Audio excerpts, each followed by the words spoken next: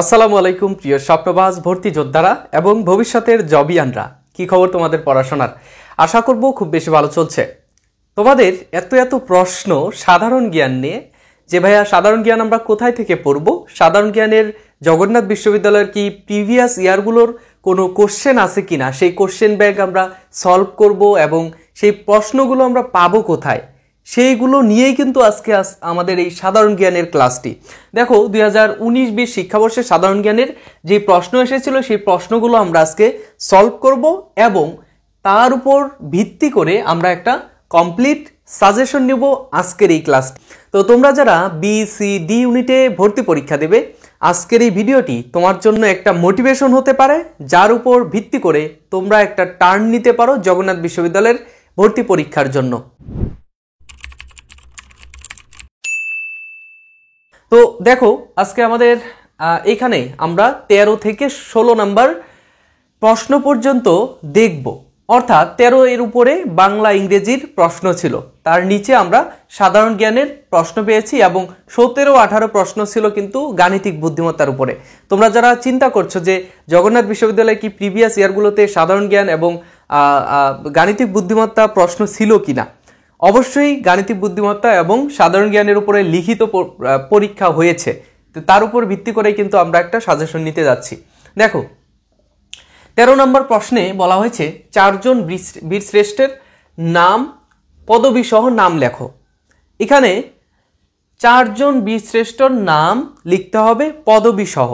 এটা তোমাকে সাধারণ জ্ঞানের বেসিক যেই বিষয়গুলো রয়েছে তার উপর ধারণা থাকলেই, একটা সাধারণ ধারণা থাকলেই কিন্তু তুমি এটা লিখতে পারবে। দেখো প্রথম কোশ্চেনটা করা হয়েছে কিন্তু বাংলাদেশের মুক্তিযুদ্ধের উপর ভিত্তি করে।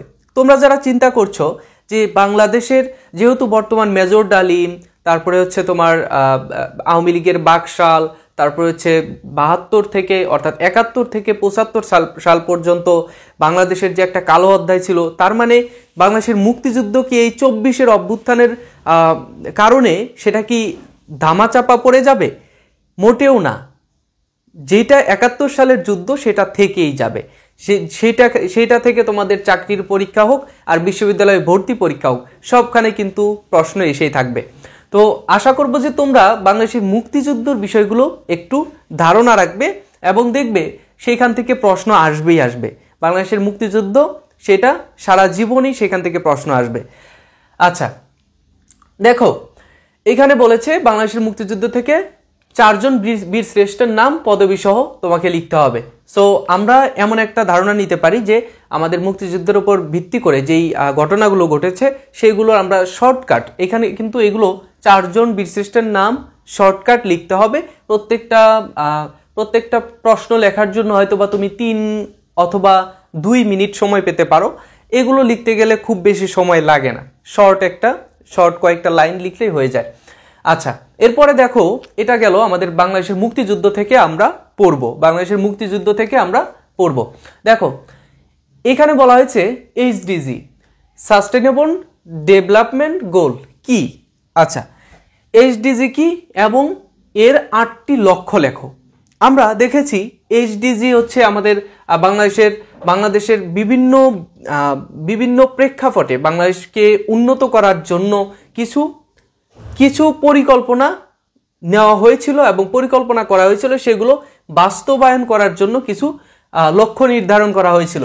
সেই লক্ষ্যগুলোর মধ্য থেকে আমরা 8টি লক্ষ্য এখানে লিখব, ঠিক আছে। SDG কি এবং SDGর 8টি লক্ষ্য লেখো। তোমরা এটা নির্ধারণ করতে পারো কিসের উপর ভিত্তি করে? তোমরা বাংলাদেশের আর্থসামাজিক যে উন্নয়ন বা পরিকল্পনা রয়েছে সেইগুলো থেকে তোমরা এই প্রশ্নগুলো পেতে পারো। জগন্নাথ বিশ্ববিদ্যালয় এটার উপর ভিত্তি করে তোমাদের বাংলাদেশের প্রেক্ষাপটে কি কি করা প্রয়োজন, বাংলাদেশের প্রেক্ষাপটে বাংলাদেশকে উন্নত করতে গেলে তোমাকে কি কি করা লাগবে বা কি কি করতে চেয়েছে বাংলাদেশ সরকার, কি কি পরিকল্পনা করছে, এইগুলোর উপর ভিত্তি করে তোমাদের একটা প্রশ্ন আসতে পারে। বুঝতে পেরেছো? 1 নম্বর প্রশ্ন কোথায় থেকে? মুক্তিযুদ্ধ থেকে। 2 নম্বর প্রশ্ন আমরা পাচ্ছি কোথায় থেকে? বাংলাদেশের আর্থসামাজিক অবস্থা থেকে, ঠিক আছে। এবং বাংলাদেশের সরকার বাংলাদেশকে উন্নত করতে গিয়ে যা যা করছে সবগুলোর উপর আমাদের চোখ রাখতে হবে, ঠিক আছে। আচ্ছা দেখো, এরপরে সব থেকে গুরুত্বপূর্ণ প্রশ্নটা, সেটা হচ্ছে আহসান মঞ্জিলের ঐতিহাসিক ও স্থাপত্যিক গুরুত্ব আলোচনা করো। এটা একটু বড় করে তোমাকে লিখতে হতে পারে, এটা কিন্তু শর্ট কোশ্চেনে লেখা যাবে না, একটু বড়, যেহেতু আমাদের বলছে যে এখানে আলোচনা করো, সেখানে তোমাকে আলোচনা করতে অর্ধেক পৃষ্ঠাও লিখতে লাগতে পারে, আবার এক পৃষ্ঠাও লিখতে হতে পারে, ঠিক আছে। দেখো আহসান মঞ্জিল কোথায় অবস্থিত? আহসান মঞ্জিল এই যে জগন্নাথের পাশেই অবস্থিত।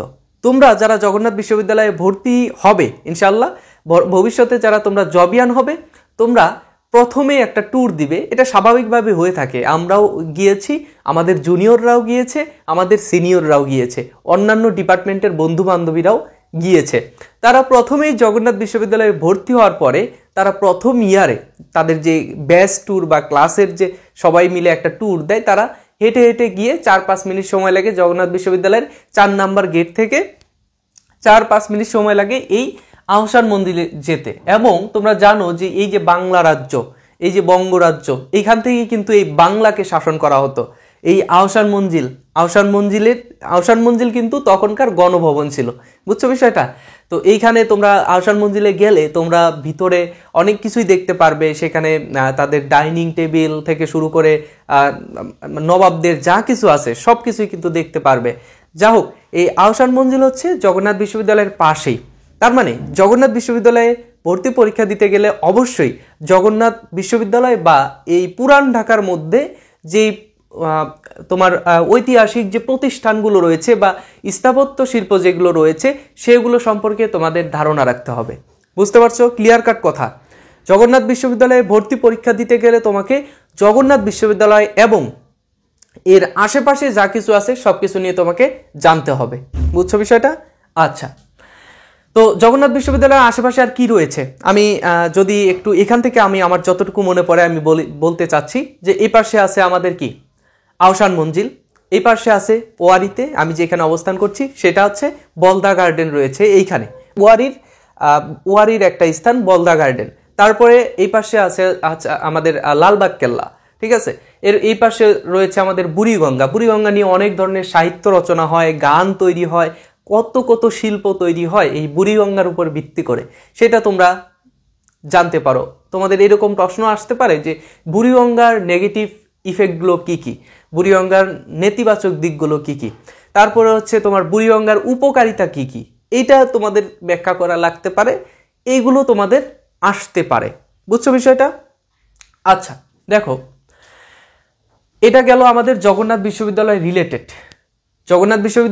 রিলেটেড যে পুরান ঢাকা এবং জগন্নাথ বিশ্ববিদ্যালয় সম্পর্কে 15 নম্বর প্রশ্নের সাথে আরো রিলেটেড হচ্ছে জগন্নাথ বিশ্ববিদ্যালয় সম্পর্কে। জগন্নাথ বিশ্ববিদ্যালয়ের প্রতিষ্ঠাকাল, কে প্রতিষ্ঠা করেছে, এর সৃষ্টি লগ্ন থেকে বর্তমান সময় পর্যন্ত জগন্নাথ বিশ্ববিদ্যালয়ের যা যা আছে সবকিছু তোমাকে জানতে হবে। বুঝছো বিষয়টা? একটু এই সাধারণ জ্ঞানের এই বিষয়গুলো একটু মন দিয়ে পড়ার চেষ্টা করবে, ঠিক আছে। এরপর দেখো আরেকটি বিষয় বারবার একটার পর একটা মনে আসছে। দেখো আরেকটা বিষয় কোথায় থেকে প্রশ্ন আসবে আরো, জগন্নাথ বিশ্ববিদ্যালয়ে জুলাই অভ্যুত্থানে কি কি অবদান রেখেছে। আমি তোমার বড় ভাই জগন্নাথ বিশ্ববিদ্যালয়ের হয়ে জুলাই অভ্যুত্থানে কি কি অবদান রেখেছি। ঢাকা বিশ্ববিদ্যালয় একা যে এখানে গিয়ে শাহবাগে পুলিশের ব্যারিকেড পার হতে পারছিল না, জগন্নাথ বিশ্ববিদ্যালয়ের স্টুডেন্টরা 4 কিলোমিটার এখান থেকে ঢাকা বিশ্ববিদ্যালয় অর্থাৎ শাহবাগ 4 কিলোমিটার তারা পায়ে হেঁটে, নারী এবং পুরুষ, স্টুডেন্ট, ছাত্রী এবং ছাত্ররা সবাই মিলে, আমাদের বড় ভাই বড় আপু সবাই মিলে সেখানে গিয়ে পুলিশের ব্যারিকেড ভেঙেছে কে? এই জগন্নাথ বিশ্ববিদ্যালয়ের শিক্ষার্থীরা। তারা ঢাকা বিশ্ববিদ্যালয়ের স্টুডেন্টদের সাথে একত্রিত হয়ে তারা পুলিশের ব্যারিকেড ভেঙেছে কোথায়? শাহবাগে। তাদের অবদান কিন্তু কম নয়। আমি যখন আমাদের জগন্নাথ বিশ্ববিদ্যালয়ের কাঁঠালতলায় আমাদের যে আসিফ মাহমুদ ভাই সে আসছিল আমাদের ক্যাম্পাসে, সেই একসাথে বসে আমরা আলোচনা করছিলাম, তিনি তারপরে আমাদের এখানে যে ছবি তুলেছিল আমাদের সাথে ছবি তোলা, সেই ছবিটা পোস্ট করে সে বলেছে যে আমাদের আন্দোলনের, আমাদের জুলাই বিপ্লবের বাতিঘর বা শক্তি পাওয়ার হাউস সেটা হচ্ছে এই জগন্নাথ বিশ্ববিদ্যালয়। ঢাকা বিশ্ববিদ্যালয় যদি বড় ভাই হয়, জগন্নাথ বিশ্ববিদ্যালয় ছোট ভাই। তারা একসাথে মিলে যে কোনো বিপ্লব, যে কোনো আন্দোলন একসাথে করে। বুঝছো বিষয়টা? আচ্ছা, আরেকটি বিষয় হচ্ছে জগন্নাথ বিশ্ববিদ্যালয় 0 পয়েন্ট অবরোধ করেছিল, তাঁতিবাজার মোড় অবরোধ করেছিল। তোমরা যারা চিনো তারা তো জানোই বিষয়টা। জগন্নাথ বিশ্ববিদ্যালয়ের অবদান জুলাই বিপ্লবে খুব বেশি, এবং তাদের যে জগন্নাথ বিশ্ববিদ্যালয় বাংলাদেশের এই ঢাকার মধ্যে তারা কি কি অবদান রেখেছে, কি কি করে, সব কিছুই কিন্তু তোমাদের ব্যাখ্যা করা লাগতে পারে। যত ইনফরমেশন দিবে তত তোমার অ্যান্সারটা তত বেশি শক্তিশালী হবে, তত তুমি মার্ক পাওয়ার জন্য তোমার অবদান থাকবে। বুঝছো বিষয়টা? আচ্ছা দেখো, এরপরে সাম্প্রতিক হংকং আন্দোলনের কারণ কি? আমি এই প্রশ্নটা তোমাদের স্টার দিতে চাচ্ছি। স্টার বলতে আমি এই প্রশ্নটাকে স্টার দিচ্ছি না, এই ধরনের প্রশ্নটাকে স্টার দিচ্ছি। এই ধরনের বলতে কি বোঝাচ্ছি আমি? এই ধরনের বলতে বর্তমান এখানে সাম্প্রতিক হংকং এর জায়গায় তোমাকে দিতে পারে জুলাই আন্দোলন বা জুলাই বিপ্লব। জুলাই আন্দোলন বা জুলাই বিপ্লবের কারণ কি এবং এর ফলাফল কি, এবং এর প্রসেসটা কি, পদ্ধতিটা কি, এর পদ্ধতিটা কি, কিভাবে জুলাই বিপ্লব হলো, জুলাই বিপ্লব সম্পর্কে আগা থেকে গোড়া পর্যন্ত তোমার সবই জানতে হবে। বুঝছো? সাম্প্রতিক জুলাই আন্দোলনের কারণ কি, অথবা ফলাফল কি, অথবা প্রসেসটা কি, অথবা এর গুরুত্ব কি, বাংলাদেশের জন্য জুলাই বিপ্লব তোমাকে একটা মতামত দিতে পারে। সেই মতামতের পক্ষে বিপক্ষে তুমি একটা ডিবেট তৈরি করতে পারো তোমার খাতার মধ্যে। বুঝছো বিষয়টা? আচ্ছা, তো পরের প্রশ্নটা কি গেল, যে সাম্প্রতিক জুলাই আন্দোলন বিষয়ে, সাম্প্রতিক কি বিষয়ে? জুলাই আন্দোলন বিষয়ে। এখানে হংকং 2019-20 শিক্ষাবর্ষে তখন হংকংয়ে একটা আন্দোলন হয়েছিল, তার উপর ভিত্তি করে এখানে প্রশ্ন দিয়েছে। তো তোমাদের সাম্প্রতিকের জন্য এই জুলাই আন্দোলন সব থেকে গুরুত্বপূর্ণ। ঠিক আছে? আচ্ছা, আর বিষয়গুলো কি কি? আর একটা বিষয়, একটা সিক্রেটটা হচ্ছে জগন্নাথ বিশ্ববিদ্যালয়ে সাধারণ জ্ঞানের জন্য সাম্প্রতিক থেকে একটা প্রশ্ন আসবে 100%। আমি শিওর, 100% আমি শিওর।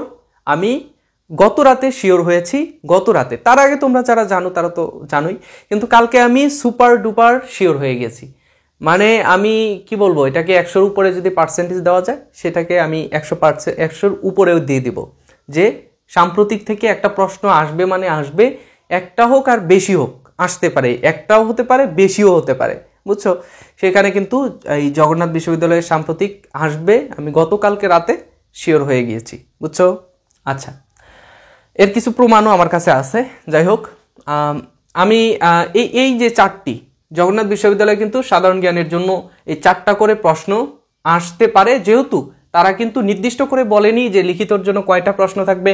মানে মান বন্টনটা বলেছে সাবজেক্ট ভিত্তিক, যে এই সাবজেক্টের জন্য এত মার্ক থাকবে, ওই সাবজেক্টের জন্য এত মার্ক থাকবে, কিন্তু তারা এইটা বলেনি যে এই সাবজেক্টে কতগুলো প্রশ্ন থাকবে, কতগুলো এমসিকিউ থাকবে, এগুলো বলেনি। কতগুলো এমসিকিউ থাকবে এটা বলেছে, যে এমসিকিউ তো আমাদের 16 মার্ক, আমাদের 8 মার্ক, এবং লিখিতের জন্য 16 মার্ক, এটা তো বলা হয়েছে, কিন্তু এটা নির্দিষ্ট করে বলেন যে কয়টি প্রশ্ন আসবে লিখিতর জন্য। বুঝছো? যেহেতু 16 মার্ক বলা হয়েছে, 4টি প্রশ্ন যদি আসে 4 মার্ক করে, তোমাকে সময় দিতে পারে 3 মিনিট অথবা 2 মিনিট অথবা 4 মিনিট সময় দিতে পারে। সেই সময়ের মধ্যে দিতে পারে সময় তোমাকে 16 মিনিট, 15 মিনিট, 10 মিনিট দিতে পারে। এটা তোমার ভাগ করে নিতে হবে প্রশ্নভিত্তিক, আলাদা আলাদা করে। বুঝছো? আচ্ছা, তো বুঝতে পারলে তো যে সাধারণ জ্ঞানে আমাদের কি কি প্রশ্ন আসতে পারে, কোন কোন ওয়েতে আমরা প্রিপারেশন নিতে পারি। আশা করব যে তোমাদের এই ক্লাসটি একটু হলেও উপকারে এসেছে। পরবর্তী ভিডিওগুলোতে তোমাদের ইংরেজি, সাধারণ জ্ঞান এবং গাণিতিক বুদ্ধিমত্তার সব কিছু নিয়ে আলোচনা করব, এবং গাণিতিক বুদ্ধিমত্তার 2019-20 শিক্ষাবর্ষের যেই প্রশ্নটি ছিল সেটা অ্যানালাইসিস করব। তার উপর ভিত্তি করে আমরা একটা কমপ্লিট সাজেশন নেওয়ার চেষ্টা করব। আশা করব নেক্সট ভিডিওতে তোমরা আমার সাথেই থাকবে। সে পর্যন্ত ভালো থেকো, সুস্থ থেকো। আল্লাহ হাফেজ, আসসালামু আলাইকুম। চ্যানেলটি সাবস্ক্রাইব করতে ভুলবে না, এবং ফেসবুক পেজটি ফলো করে দিবে। যা প্রশ্ন থাকবে ফেসবুক পেজের ইনবক্স করবে, অথবা ভিডিওর কমেন্ট বক্সে কমেন্ট করবে। কথা বুঝছো?